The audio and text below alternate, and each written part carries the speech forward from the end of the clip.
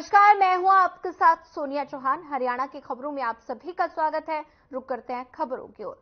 खबर बाडिड़ा से है, जहां कन्या गुरुकुल पंचगांव में बालिकाओं के लिए 9 दिवसीय आत्मरक्षा, योग, व्यायाम और प्रशिक्षण और चरित्र शिविर चल रहा है। इसमें 3 दिन बतौर मुख्य अतिथि जनमानस सहायता फाउंडेशन के संयोजक महादेव बलाली पहुंचे। उन्होंने कहा कि हमारे पूर्वज महाशय मनसा राम ने दूरगामी सोच के लिए लड़कियों के शिक्षा हेतु अपनी जिसमें 300 छात्राएं शिक्षा ग्रहण कर रही हैं और महादेव बलाली ने कन्याओं की शिक्षा हेतु आर्थिक सहयोग से भी कहा कि माता पिता लड़कियों को शिक्षा तो दिलवा रहे हैं, इसका परिणाम भी देखने को मिल रहा है। लड़कियां खेलकूद को शिक्षा के हर क्षेत्र में अपना लोहा मनवा रही हैं।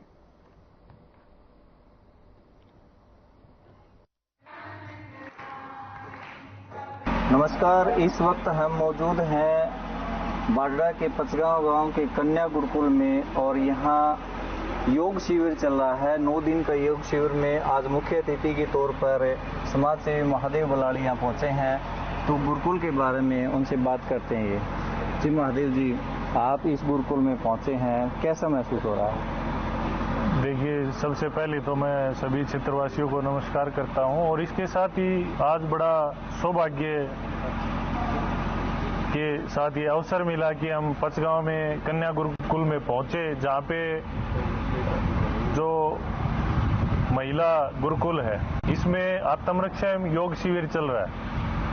तो ये एक बहुत ही अच्छी पहल है और इसके लिए मैं पूरी गुरुकुल समिति को, सभी क्षेत्रवासियों को बधाई देता हूं। और इसके साथ ही मैं अनुरोध करूंगा कि यहाँ पे सिर्फ गुरुकुल की लड़कियों के लिए नहीं, ये पूरे क्षेत्र में जो भी स्कूल है, जो भी बच्चियां हैं, सभी कोई भी इसमें भागीदारी ले सकता है और इसका हमें फायदा उठाना चाहिए, क्योंकि जो योग है और जो चरित्र निर्माण ये शिविर है, इसमें हमारे बच्चों को अच्छे संस्कार मिलेंगे और साथ ही उनको शारीरिक स्वास्थ्य और मानसिक मजबूती मिलेगी। तो मैं सभी से ज्यादा अपील करूंगा कि इस शिविर का ज्यादा से ज्यादा बालिकाएं फायदा उठाएं। क्या लगता है आज के इस दौर में कन्या गुरुकुल जो लुप्त से होते जा रहे हैं और इस क्षेत्र में ये प्रसिद्ध जाना माना गुरुकुल चल रहा है, तो क्या महसूस कर रहे हैं कि आज भी गुरुकुल शिक्षा की आवश्यकता है? नहीं, देखिए, बिल्कुल जो गुरुकुल में एक बहुत ही अच्छा, शांत, अच्छे संस्कार और शारीरिक व्यायाम, इसके साथ ही अच्छी पढ़ाई होती है, ठीक है। तो ये हमारे समाज की बहुत जरूरत है और मैं पूरे क्षेत्रवासियों को विशेष तौर पर बधाई दूंगा कि आसपास में हमारे इस क्षेत्र में ये पंचगांव में बहुत ही अच्छा गुरुकुल की व्यवस्था है बालिकाओं के लिए और यहाँ पे लगातार एक योग शिविर है, चरित्र निर्माण शिविर है, जो कि आज के समय में बहुत जरूरत है और इसके बहुत ही सुखद परिणाम भी आते हैं। ये बहुत पुराना जाना माना गुरुकुल है कन्या गुरुकुल, यहाँ के पूरे प्रदेश में इसकी मिसाल है। तो सरकार से आप क्या आग्रह करना चाहेंगे? सरकार से तो मैं यही आग्रह करूंगा कि यहाँ पे जो व्यवस्थाएं हैं इनमें सरकार की तरफ से सहयोग होना चाहिए और यहाँ पे जो एक बेसिक सुविधाएं हैं इनमें भी साथ साथ सरकार की तरफ से लगातार सहयोग होना चाहिए। ये कन्या गुरुकुल से आपको सीधा दिखा रहे थे और ये मासे मनसाराम और राजा मेहताब की कर्म भूमि है। उन्होंने पूरी भूमि अपनी इस गुरुकुल के नाम में दान कर दी थी। हर खबर हरियाणा से विनोद बाडिड़ा से। महसूस हो रहा है।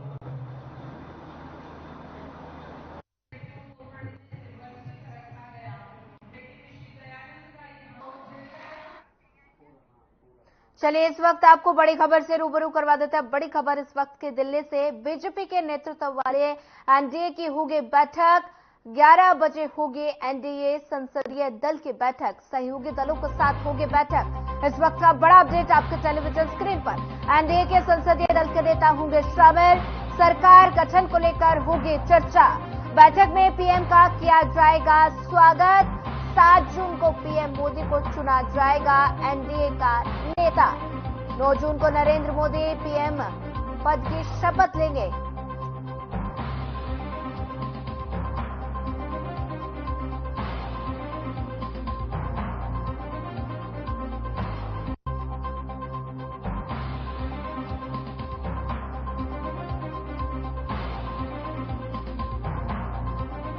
आपके टेलीविजन स्क्रीन पर बैठक में पीएम का किया जाएगा स्वागत। एनडीए के संसदीय दल के नेता होंगे शामिल। सरकार गठन को लेकर होगी चर्चा। इस वक्त का बड़ा अपडेट बीजेपी के 11 बजे होगी एनडीए की बैठक में पीएम का किया जाएगा स्वागत। 7 जून को पीएम मोदी को चुना जाएगा एनडीए का नेता। इस वक्त का बड़ा अपडेट बीजेपी के नेतृत्व वाले एनडीए की बैठक 11 बजे होगी। एनडीए संसदीय दल की बैठक। इस वक्त की बड़ी खबर आपकी टेलीविजन स्क्रीन पर। 9 जून को नरेंद्र मोदी लेंगे शपथ।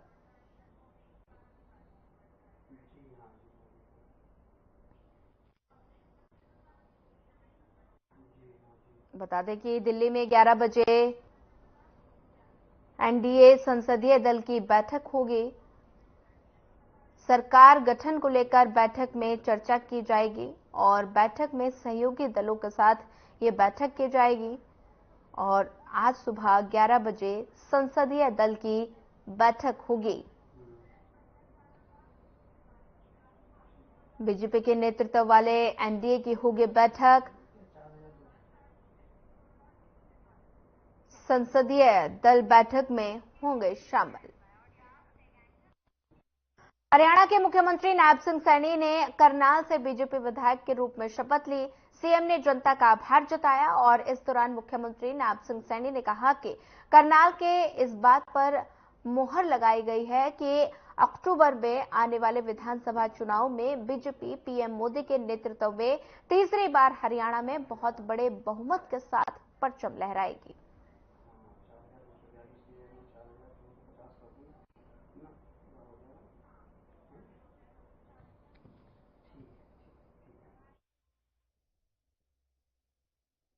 करनाल के लोगों का मैं दिल से धन्यवाद करता हूं कि एक बड़ा विश्वास करनाल के लोगों ने व्यक्त किया है और करनाल के लोगों ने इस बात के ऊपर भी मुहर लगाई है कि अक्टूबर में जो विधानसभा के चुनाव होने वाले हैं, भारतीय जनता पार्टी आदरणीय नरेंद्र मोदी जी के नेतृत्व में तीसरी बार हरियाणा के अंदर भी बहुत बड़े मैंडेट के साथ परचम लहराएगी और आदरणीय प्रधानमंत्री जी के नेतृत्व में पिछले 9.5 वर्षों में जो प्रदेश एक नई गति से आगे बढ़ा है, सबका साथ सबका विकास लेकर के आगे बढ़ा है, जिस हरियाणा के अंदर पिछले 9.5 वर्षों में क्षेत्रवाद का स्थान नहीं है, जिस हरियाणा के अंदर पिछले 9.5 वर्षों में जो नौकरियों के अंदर भ्रष्टाचार होता था उसका स्थान दिखाई नहीं दिया है, पिछले 9.5 वर्षों में गरीब व्यक्ति तक योजनाबद्ध तरीके से मोदी जी के नेतृत्व में उस तक लाभ पहुंचाने का काम किया है। उसी गति से आगे भी आदरणीय नरेंद्र मोदी जी के नेतृत्व में हरियाणा को आगे ले जाने का काम किया जाएगा। गरीब व्यक्ति तक वो सब सुविधाएं योजनाबद्ध तरीके से जो आदरणीय प्रधानमंत्री जी ने, चाहे प्रधानमंत्री आवास योजना है, क्योंकि पिछला जो बजट था आदरणीय प्रधानमंत्री जी ने आवास योजना का बजट को 3 गुना ज्यादा बढ़ाने का कार्य किया था और उस बजट के तहत हमारे हरियाणा प्रदेश के अंदर भी एक भी सर ऐसा न रहे जिसके सर के ऊपर छत ना हो। ये जिम्मेवारी हमारी डबल इंजन सरकार की है। एक योजनाबद्ध तरीके से गरीब व्यक्ति तक वो लाभ पहुंचे, उसकी व्यवस्था हमारी सरकार करेगी। मैंने ये बात कही है कि कांग्रेस ने कहीं पर एक झूठ नहीं बोला, कांग्रेस ने एक झूठ नहीं बोला, झूठ के ऊपर झूठ बोला है। कांग्रेस ने यह भी झूठ बोला है कि संविधान को खत्म कर देंगे, कांग्रेस ने यह भी झूठ बोला है एक झटके में गरीबी को समाप्त कर देंगे। प्रलोभन भी दिए हैं, आरक्षण को खत्म कर देंगे।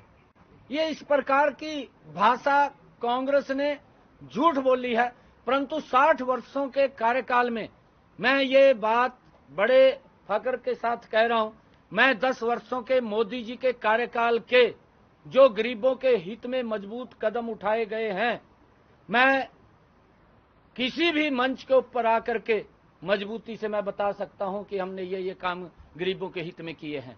कांग्रेस ने 60 वर्षों में गरीबों के हित में, उनकी मजबूती में, उनकी गरीबी को कम करने में क्या कदम उठाए हैं, कांग्रेस भी बताए। मोदी जी ने 10 वर्षों में गरीबों के प्रति मजबूत कदम उठाए, उसका परिणाम ये निकला कि देश से 25 करोड़ गरीबों को गरीबी रेखा से बाहर किया गया।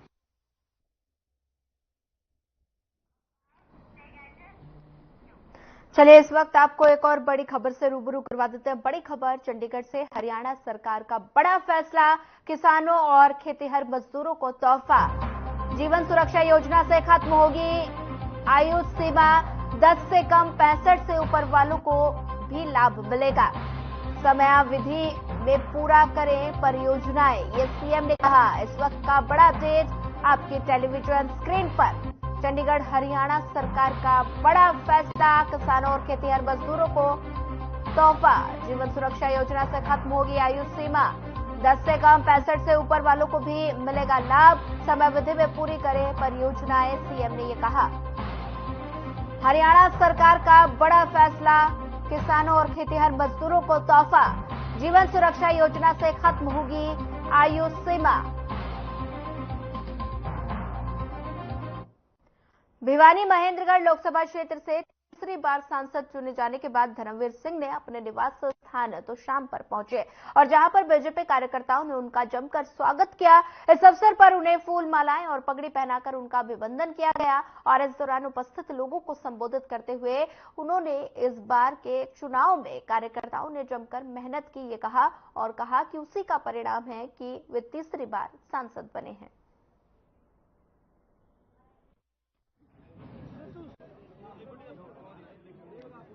ये उनकी आत्मा की आवाज का जो भी फैसला होता है वो हमने मानना पड़ेगा और मानना चाहिए। ये प्रजातंत्र है, ये कारण नहीं ढूंढने चाहिए, हमने आगे बढ़ना है। अगर कहीं कमियां हैं तो हमने उसको दूर करनी चाहिए, चाहे प्रदेश स्तर पर हो या केंद्र स्तर पर। जल्दी विधानसभा के चुनाव भी होने वाले हैं, क्या लोकसभा के परिणामों का कुछ असर पड़ेगा विधानसभा चुनाव पर? देखिए, ये हरियाणा है, हरियाणा के अंदर हम दिल्ली का असर सबसे ज्यादा, यहाँ बहुत बड़ी लाखों की आबादी दिल्ली अप डाउन दिल्ली से है। केंद्र में जिस भी किसी पार्टी की सरकार होती है, मैंने आमतौर पर देखा है विद इन 6 मंथ जब भी चुनाव आए हैं वही पार्टी प्रदेश में सरकार बनाती है। बार बार हुड्डा जी घोषणा कर रहे हैं कि हम पूरे बहुमत से सरकार बनाएंगे, बदलाव का दौर आ गया, इसके बारे में आपका क्या कहना है? इसके अलावा उन्होंने और क्या कहना चाहिए आपके नजर में, और क्या कहे? दिल्ली में जीते हुए सांसदों के साथ कांग्रेस ने प्रेस कॉन्फ्रेंस की, जिसमें दीपेंद्र सिंह हुड्डा ने कहा कि कांग्रेस ने एकजुटता के साथ चुनाव लड़ा, साथ ही प्रदेश में कांग्रेस ने बेहतर प्रदर्शन भी किया और इसी के साथ उन्होंने कहा कि प्रदेश में बीजेपी और कांग्रेस का मुकाबला था। बीजेपी का 12% वोट गिरा, कांग्रेस का 18% वोट बढ़ा और साथ ही उन्होंने कहा कि हम सारे विधानसभा जाएंगे और विधानसभा चुनाव भारी बहुमत से जीतेंगे। वहीं दीपेंद्र हुड्डा ने रोहतक की जनता का आभार जताया। बहुत अच्छे मार्जिन से जीते हैं और बहुत अच्छा हरियाणा के लोगों ने चुनाव लड़ा। सारे हरियाणा के लोगों को पार्टी को तो पूरा धन्यवाद भी करते हैं और बूथ मैनेजमेंट बहुत अच्छी रही है हमारी। और जो हमारा वोट परसेंट है पिछली बार 28% था, वो बढ़कर 47 से मतलब 48% के करीब हो गया, 20% के करीब वोट उसमें हमारा इजाफा है। और जो मेजोरिटी में असेंबलीज में भी हमारी लीड आई है और बीजेपी का जो है पहले 58% था वो घट के 46% हो गया, 12% के करीब उनका मुंह है। और हमारी पिछली बार एक भी सीट नहीं थी, लोकसभा में 0 से। हम 0 से 5 पहुंचे, 10 से 10 से 10 से 5 आ गई। अपनी कड़ी जिस प्रकार से भारत जोड़ो यात्रा में उनको निशाने पे भी लिया गया, पूरे सत्ता दल और मीडिया के बड़े सेक्शंस द्वारा, लेकिन फिर भी वो अपनी विचारधारा के प्रति जिस प्रकार से उन्होंने संघर्ष किया, तो देश में इंडिया गठबंधन को उसका लाभ हुआ है। और देशवासियों ने निश्चित तौर से देश के संविधान को बचाने के लिए, देश के प्रजातंत्र को बचाने के लिए, मजबूत करने के लिए और देश के प्रजातंत्र में संतुलन लाने का काम किया है। तो देशवासी बधाई के पात्र है। प्रजातंत्र, देश का प्रजातंत्र, मैं ये कहना चाहूंगा कि प्रजातंत्र की जय, ये नतीजा प्रजातंत्र को मजबूत करने वाला नतीजा साबित हुआ है। और ये जो सारे गलत फैसले जिसमें अग्निवीर भी, इन फैसलों पे हम लोग, हमारा ये प्रयास रहेगा ये फैसले वापस करने के लिए आप जो अपनी भूमिका निभा सकेंगे। और ये चुनाव सीधा भारतीय जनता पार्टी 79 विधानसभाओं में किया था। कांग्रेस पार्टी सिर्फ 10 विधानसभा में थी और 1 विधानसभा में जेजेपी थी। जाकर 46 विधानसभाओं में हमने लीड किया है, जीत गए। तो इसकी आने वाले चुनाव में कांग्रेस पार्टी, मैं समझता हूं कि कम से कम 70+ सीटें हम आगे अर्जित करेंगे। उसका मंथन करके सीधा सा टारगेट है कि अब असेंबली का चुनाव है, असेंबली में बीजेपी को धराशायी करें। बिना संगठन के कार्यकर्ताओं के लिए चुनाव था। अब आप बगैर संगठन के थोड़ी ही चुनाव लड़ा गया है। जो इतनी बड़ी जो हासिल की है, तो हमारे सबके लिए हमारे ब्लॉक प्रभारी लगे हुए हैं, ब्लॉक प्रभारी लगे हुए हैं, जिनके आप सहयोग हो गया हो जाएगा। तो पूरी तरह से इस चीज पर हमारा ध्यान है।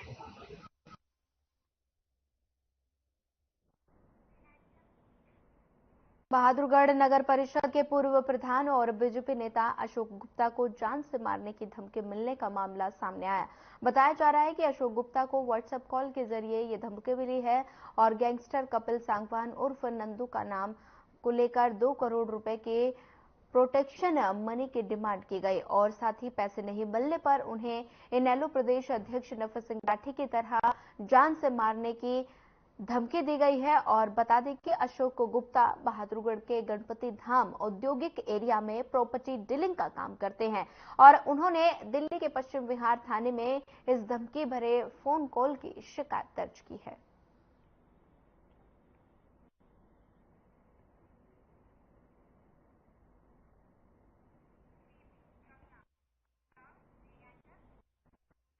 प्रदेश की मंडी लोकसभा सीट से हाल ही में चुनाव जीती बॉलीवुड अभिनेत्री कंगना रनौत से बदसलूकी की खबर सामने आई है। चंडीगढ़ एयरपोर्ट पर बीजेपी सांसद कंगना रनौत को सीआईएसएफ की एक महिला जवान ने थप्पड़ मार दिया। कंगना ने इसको लेकर शिकायत दर्ज कराई है। बीजेपी सांसद को दिल्ली आना था, वे चंडीगढ़ एयरपोर्ट पर थी और ऐसे में महिला जवान ने कंगना को थप्पड़ मार दिया। शिकायत में कहा कि वो बोर्डिंग के लिए जा रही थी और इस दौरान एलसीटी कुलवंतर ने उन्हें थप्पड़ मार दिया और साथ ही इसके बाद कंगना के साथ यात्रा कर रहे शख्स ने भी जवान को मारने की कोशिश की और साथ ही फिर से सीआईएसएफ कर्मी को हिरासत में ले लिया गया।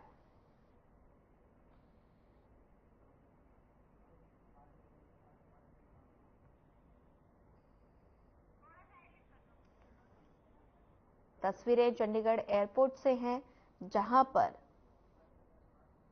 सांसद कंगना रनौत के साथ चंडीगढ़ एयरपोर्ट पर बदसलूकी की गई।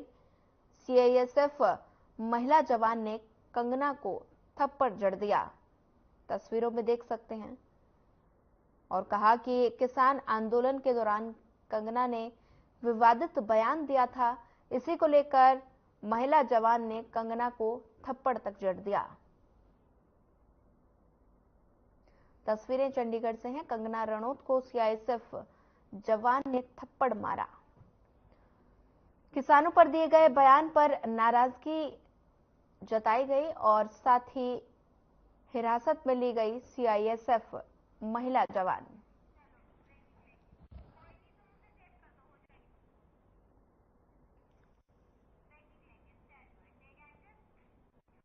चलिए इस वक्त एक और बड़ी खबर से रूबरू करवा देते हैं। सांसद मनोहर लाल का कंगना पर बयान।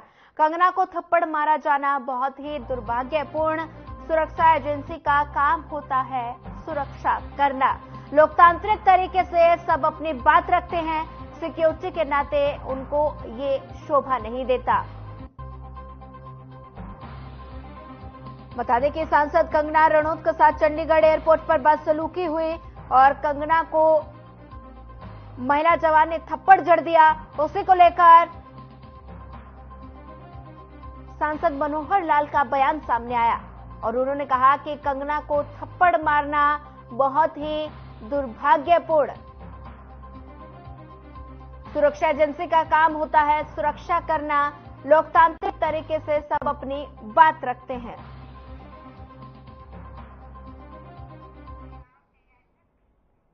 हरियाणा के बीपीएल परिवारों को 1000 किलोमीटर तक प्रति परिवार हरियाणा रोडवेज की बसों में मुफ्त यात्रा की छूट दी जाएगी। हालांकि ये योजना पिछले कुछ समय से चल रही है, लेकिन इसका विधिवत उद्घाटन 7 जून को होगा। हरियाणा अंत्योदय परिवार परिवहन सेवा के तहत लाभार्थियों को हैप्पी कार्ड स्कीम के कार्ड वितरित किए जाएंगे और वहीं प्रदेश स्तरीय कार्यक्रम करनाल में आयोजित किया जाएगा। इस राज्य स्तरीय कार्यक्रम में मुख्यमंत्री नायब सिंह सैनी मुख्य अतिथि के रूप में शामिल होंगे और ये योजना प्रदेश के ऐसे नागरिकों के लिए चलाई जाएगी जिसकी वार्षिक आय 1 लाख रुपए और 1 लाख रुपए से कम है।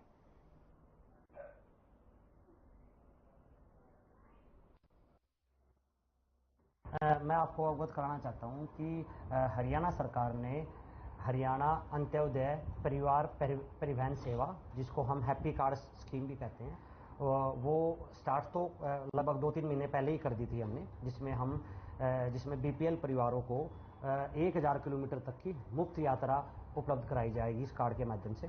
तो ये हम जो कार्ड डिस्ट्रीब्यूशन है, ये कार्ड डिस्ट्रीब्यूशन तो पिछले 2 महीने से चल ही रहा है हमारे यहाँ, लेकिन इसको एक बड़ा रूप देने के लिए सरकार ने 7 तारीख का दिन तय किया है, जिसमें एक बड़े लेवल का फंक्शन हमारे माननीय मुख्यमंत्री जी के नेतृत्व में करनाल में होने जा रहा है, जहां लाभार्थियों को, जो बेनिफिशियरीज हैं, उनको ये कार्ड वितरित किए जाएंगे। और इसके अलावा बाकी सभी जिलों में बस स्टैंड पे ये फंक्शन जिला स्तर पर आयोजित किया जाएगा और जिसमें अलग अलग माननीय चीफ गेस्ट रहेंगे, उनके नेतृत्व में इन लाभार्थियों को हैप्पी कार्ड वितरित किए जाएंगे। फिलहाल इस बुलेटिन में इतना ही। ज्यादा खबरों के लिए बनी रहिए हमारे साथ। नमस्कार।